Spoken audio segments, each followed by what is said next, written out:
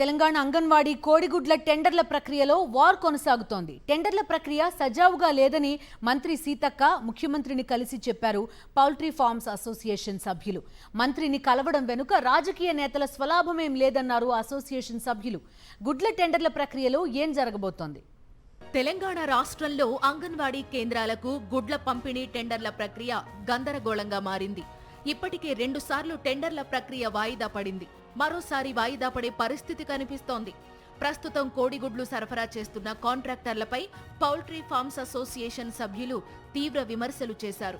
రాష్ట్రంలో ఉత్పత్తి అవుతున్న గుడ్లను కాదని ఇతర రాష్ట్రాల నుంచి తెచ్చిన గుడ్లను సప్లై చేయడమేంటని ప్రశ్నిస్తున్నారు. టెండర్ల ప్రక్రియ అంటూ కేవలం 5 వ్యక్తులకు మాత్రమే లాభం చేకూరేలాగా చేస్తున్నారని ఆరోపించారు. ఎక్స్ ప్రెసిడెంట్గా నారాయణ అన్న గారు మన జానారెడ్డి గారితో పరిచయం ఉన్నది, కొద్దిగా పాత ఉన్నది కనుక ఆ ఉద్దేశంగా మేము అందరం పోయి తనను ఇందులో కంపల్కి వచ్చి అన్నా పోయి ఇట్లా రెస్పాన్స్ లేదు, ఎమ్మెల్యే గారిని కలిసి కానీ ఎంపీ గారిని కలిసి కానీ మేము చెప్తాము. అందరి ఫార్మర్ల గురించే మేము కొట్లాడుతాం, ఏదో 5 గురించి కాదు. ప్రతి జిల్లాలో ఏ ఒక్క 2 ఫార్మర్లు వచ్చినా చిన్న గుడ్లు అందరూ సప్లై అవుతుందనే ఉద్దేశంగా మేము ఇది చేస్తున్నాము. మొదటిసారి టెండర్లను పిలిచి మళ్లీ రద్దు చేయడంలో అధికారుల తప్పిదాలు ఉన్నాయని అంటున్నారు.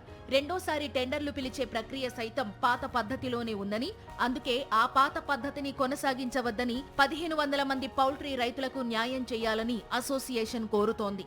ఈ విషయంలో అధికారులు పట్టించుకోకపోవడంతో మంత్రిని, ముఖ్యమంత్రిని కలిశామని అసోసియేషన్ ప్రతినిధులు ప్రకటించారు.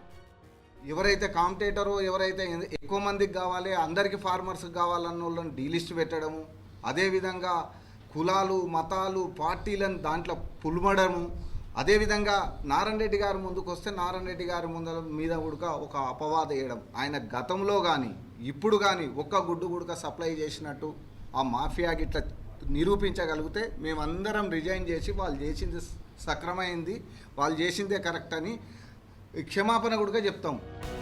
కొత్తగా పిలిచే టెండర్ల ప్రక్రియలో కండిషన్ల పేరుతో పౌల్ట్రీ రైతులకు టెండర్లు దక్కకుండా కుట్ర జరుగుతోందనే విమర్శలు వినిపిస్తున్నాయి. కొందరు వ్యక్తులు అధికారులతో కుమ్మక్కై టెండర్లు దక్కించుకోవడానికి కుట్రలు చేస్తున్నారని, రైతులకు న్యాయం జరగాలంటే టెండర్ల ప్రక్రియ సజావుగా జరగాలని కోరుతున్నారు. మరి తెలంగాణ గుడ్ల పంచాయతీ ఎలా పరిష్కారం అవుతుందో చూడాలి.